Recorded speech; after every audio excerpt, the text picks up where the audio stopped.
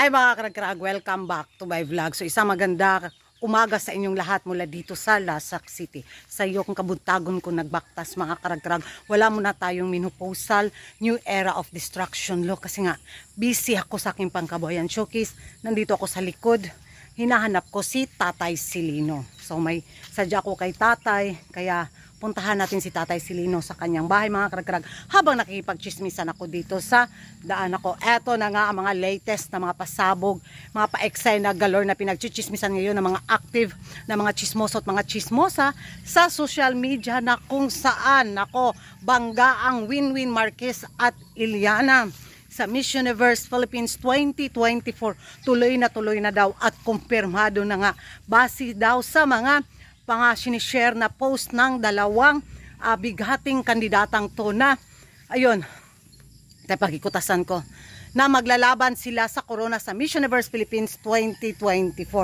Ika lang, nandito na ako sa bahay ni Tatay Silino mga karagkarag.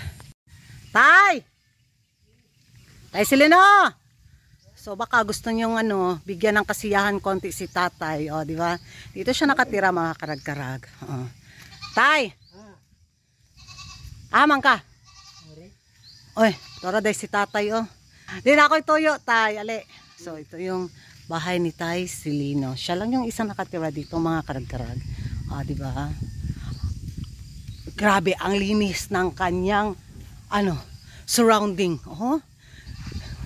Ang linis. Nagwawalis talaga siya dito. Grabe. So dito siya nakatira. Tabay ni Diri.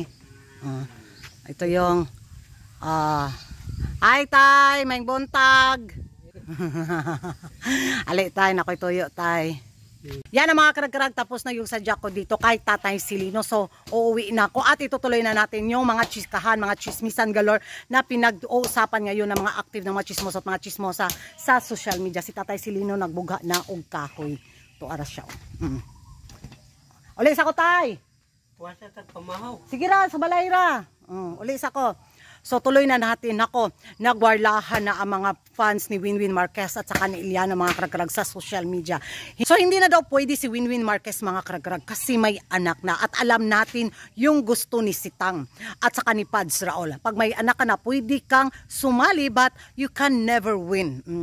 Para naman sa akin, habang hawak pa ni Sitang at saka ni Pads Raul ang organisasyon sa Miss Universe, walay talaga tayong pag-asa makasungkit ng corona. Never nilang ibibigay sa atin yung corona. Alam natin yan, lalo na si Sitang. Di ba? Ang lang ni Sitang dito is mga Pakuidsuelo Galore Award yung ibibigay niya sa Pinas. Ay never niya talagang kukoronahan ng panglimang corona ang Pilipinas. Habang sila wala pa. Di ba? Yung sa atin lang nito, yung nakaka-excite sa maging laban ni Winwin Marquez kung sakaling siya man yung tinadhana bitaw na maging representante ng Pilipinas sa Miss Universe 2025. Yung magiging preparation niya.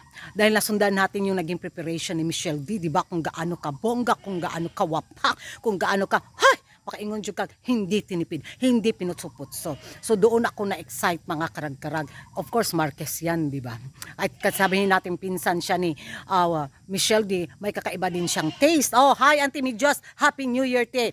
This amang kagikan. Di sa kagikan te? Sa Carabao. Sa Carabao. Nanigway siyang kabaw. So, yun ang mga karagkarag. Doon ako na-excite sa kanya at alam naman natin kung paano bitaw si Winwin Marquez pagdating sa kanyang performance sa stage. Hindi din putso-putso. Talagang palaban. Ang anak ng isang Alma Moreno at Joey Marquez. Kaya, doon ako parang kinilig kung sakaling si Winwin Marquez mga karagkarag. At mandang si Iliana mga karagkarag, nako, binanatan din na pang Miss Grand daw ang galawan at hindi daw pwede pang Miss Universe. Magiging reaction ko naman nito, pagdating naman kasi talaga sa katawan sa performance ni Iliana bitaw, kita natin yung naging performance niya sa Miss Earth, talagang bigaun kaayo. Bigatla kaay mga karagkarag, napailawas, lami kaayo, day, kumain ka pa ng kanin. Ganda. crown nga yung nakuha niya sa Miss Earth. Water to, no? Ambot lang, nakalimutan ko na yung ano niya. So, comment down below mga karag-karag kasi na nagminopost na rin din yung brain ni Kuragan. Atoy.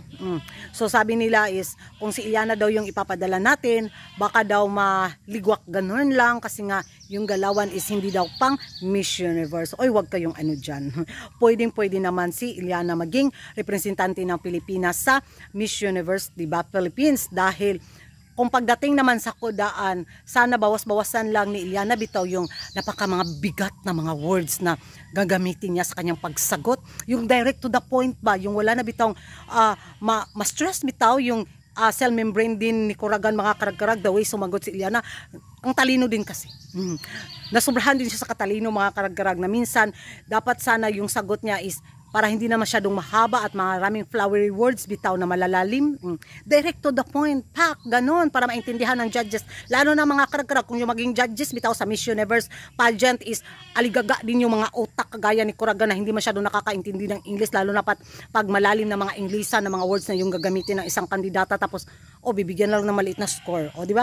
Dapat simple words lang yung gagamitin ni Iliana na makaintindi, na makadirect sa mga cell membrane ng mga judges para hindi sila mahirapan na kahit tayo yung nakikinig sa naging sagot ni Iliana, sabi natin yes, yung mapatalon tayo dahil ang galing ng kanyang naging sagot, tapos yung mga judges lang nga kasi wala. Di ba? So mas mabuti yun lang yung masyadong bawas-bawasan ni Iliana mga karag-karag, yung masyadong malalim na mga words. At alam naman natin yung kanyang naging performance sa Miss Earth, di ba? So excited ako sa kanyang maging journey kung sakaling tuloy nga yung laban niya sa Miss Universe Philippines 2025 base sa mga naglabasa na mga mga pa-sign nila mga karag-karag, Winnie Marquez, Iliana. So marami pa tayong aabangan ng mga kandidatang tiyak na bubulaga na mag-confirm bitaw na yes, ito na, lalaban na ako sa Miss Universe Philippines 2025.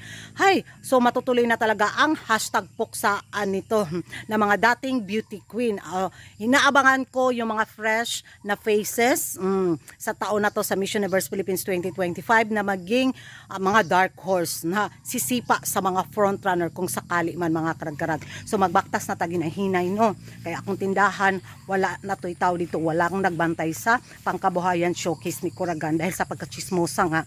Ayun. So yun ang mga karag-karag, ang mga kaganapan na pinag-uusapan ngayon sa social media. Kaninong team kakakampi? Team Marquez or Team Iliana ka sa darating na Miss Universe Philippines 2025? Sino kaya ang angat mga karag-karag kung sakaling maglalaban nga ang dalawang ito sa MUPH 2025? Kaya tayo pa sa kihang ako. Magingay tayo sa comment section, at kung hindi ka pa nakapag-subscribe sa YouTube channel ko, don't forget to like and subscribe. Kuragan Karag, ang babaeng lagi nagkarag-karag. And see you in my next vlog. Diha na mo. Bye-bye.